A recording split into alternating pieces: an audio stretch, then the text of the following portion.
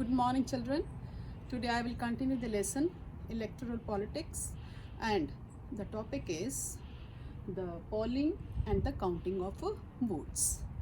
The final stage of an election is the day when the voters cast or poll their vote, and usually it is called the election day. Now, whose names are listed in the voter list, which is already prepared by the election commission before the elections, they go to the polling booth to cast their vote.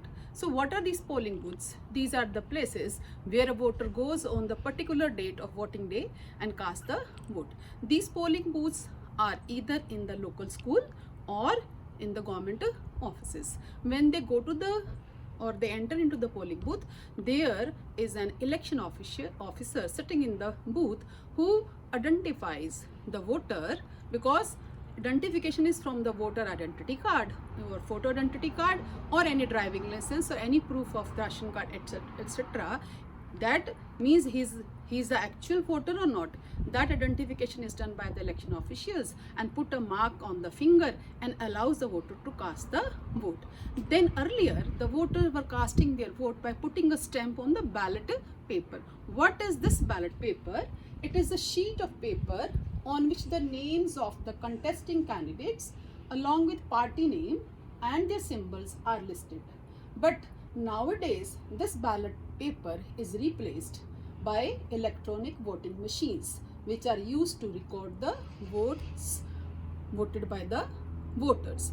And once this voting is done on a particular day, all these voting machines are secured, they are collected and sent to the secured place where on the fixed date, because during the elections, general elections, the date is fixed by the government. On this date, that counting will start. Polling is over. Now the counting starts, and all these EVM electronic voting machines are opened, and the voting starts. And when the voting starts on that day again, candidates representative from all the political party, they sit as on the in the polling booth on the election day, because they see whether the voting is also fair or not.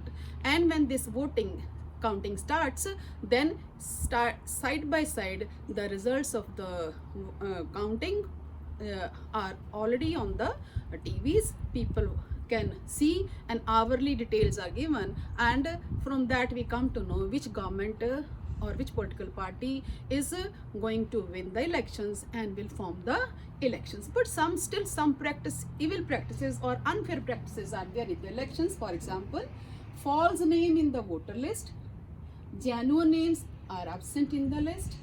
Sometimes ruling parties, they misuse the government facilities, and there is excessive use of the money during the elections, intimidation of the voters and rigging on the polling day. But we cannot say that the elections held in the country are not a democratic elections. There is a criteria for democratic elections. Under this, first one is there is an independent election commission, a body that conducts the election from the first stage to the last stage, that is the counting of the votes. It is an independent and powerful body, is headed by Chief Election Commissioner, who is appointed by the President of the country, and once he is appointed, he is not answerable as the Supreme Court of the country, and then he takes all the major decisions regarding the election. So what are the parts of this body, that is Election Commission? Here come first, this body control the entire electoral process, implements the code of the conduct, and punishes those who violates the code, and it can ask the government to follow the guidelines to prevent the use and misuse of the governmental power to enhance its chances to win the elections.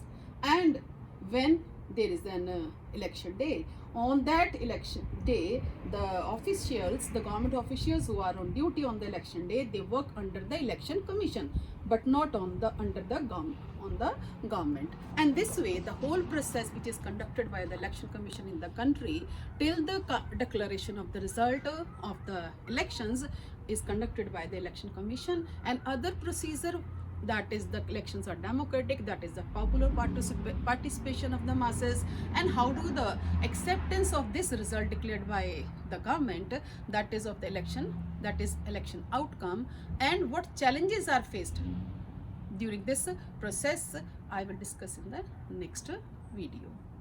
Thank you.